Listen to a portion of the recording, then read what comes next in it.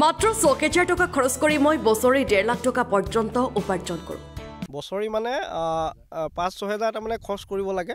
তাৰপিছত তোমাৰ আৰু ইয়েৰলি আহি থাকে লাখ টকাৰ ওপৰত আহে ১.৫ লাখ তাৰমানে ১,২০,০০০ তেনেকৈ আহি থাকে। ৬জনী ছাগলীৰ পৰা মোৰ এতিয়া ১০০জনী ছাগলী হ'লগৈ। প্ৰথমতে মোৰ ৬জনী আছিলে ছাগলী, ৬জনীৰ পৰা মোৰ ২২টা হ'লগৈ। ২২টাৰ পৰা হৈ মোৰ তাৰপিছত ৫০টামান হ'ল। ৫০টা হোৱাৰ পিছত আকৌ বাঢ়ি ১০০ৰ ওপৰত হ'লগৈ। স্নাতক ডিগ্ৰী লাভ কৰি ছাগলী পালনৰে স্বাৱলম্বী হোৱা লখিমপুৰৰ এজন যুৱক। ছাগলী বিক্ৰী কৰিয়েই তেওঁ পৰিয়াল পোহপাল দিয়াৰ লগতে সাজিছে এটা পকী ঘৰ।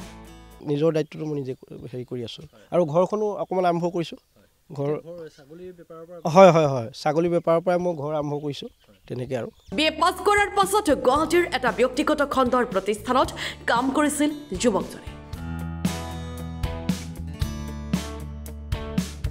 আনৰ কথা শুনি কাম কৰিব নিবিচৰা যদুমণি বৰা নামৰ যুৱকজনে কাম এৰি আহি ঘৰতেই আৰম্ভ কৰিছিল ছাগলী পালন কৰিবলৈ। মানে চাওক, মই আছিলোঁ গুৱাহাটীত মই এটা ফাইনেন্স কোম্পানীত কৰি আছিলোঁ। লকডাউনে মোক ঘৰলৈ আহিবলৈ বাধ্য কৰালে আৰু দেউতাৰো তেনেকৈ অসুখ হ'ল। তাৰপিছত ভাবিলোঁ মই বেলেগৰ আণ্ডাৰত কাম নকৰোঁ বুলি, নিজকে এটা সংস্থাপন লওঁ বুলি ভাবিলোঁ। পঢ়া শুনা মই BA কমপ্লিট কৰিলোঁ। তাৰপিছত ভাবিলোঁ নহয়, মই নিজকে প্ৰতিষ্ঠা কৰিবৰ কাৰণে মোৰ ঘৰতে ছাগলী আছিলে, ছাগলীৰ ব্যৱসায়টো মই আৰম্ভ কৰিলোঁ। ৬জনী ছাগলীৰ পৰা ফাৰ্ম আৰম্ভ কৰা যদুমণিৰ ফাৰ্মত এতিয়া আছে প্ৰায় ১০০ৰো অধিক ছাগলী। এই ছাগলী ফাৰ্মৰ জৰিয়তে এতিয়া জড়িত গাঁৱৰ যদুমণি আগুৱাইছে সফলতাৰ দিশে। মানে এজনী ছাগলী চাওক, এজনী ছাগলী আপোনাৰ বছৰেকত 2টাকৈ পোৱালি দিয়ে। প্ৰথম 6 মাহৰ পিছত আকৌ নেক্সট 6 মাহৰ পিছত দিয়ে। যদি গাই ছাগলী এজনীয়ে 2টাকৈ পোৱালি দিয়ে, এটা যদি পাঠা হয় এটা চেউৰী হ'লে, পাঠাটো যদি আপুনি বন্ধন কৰি পেলাই খাচীলে যদি হেৰি কৰে, তো ধৰক এবছৰত বেচিব পাৰে। এবছৰত বেচাৰ লগে লগে আকৌ সেই মাকজনীয়ে আকৌ 2টা পোৱালি দিলে নহয়। তো তেনেকৈ সেই তাইৰ পৰা ধৰক ১৫-২০ হাজাৰ টকা এজনী ছাগলীৰ পৰা তাৰমানে উপাৰ্জন হয়।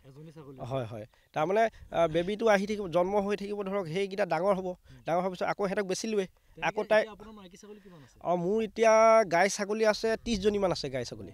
আৰু হয় আৰু আপোনাৰ চেউৰী আছে কেইজনীমান, এতিয়া নতুনকৈ ধৰক গাভিনী হৈছে আৰু সিহঁতি 10-12জনীমান আছে তেনেকৈ আৰু। এতিয়া প্ৰায় গাইখিনি আপোনাৰ 15জনীমান গাই জগিলেই, তাৰমানে জন্ম হৈছে, পোৱালি পালে।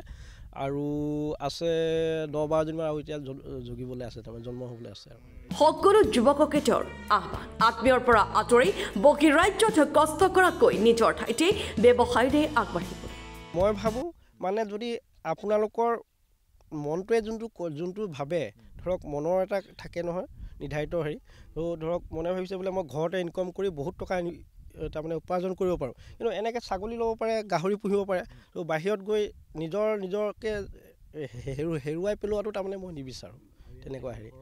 হয় ঘৰৰ মানুহখিনি লগ পাব আৰু ধৰক নিজে এটা কৰ্মদক্ষতাৰ ওপৰত তাৰমানে আগবাঢ়ি যাব পাৰি বুলি মই ভাবোঁ।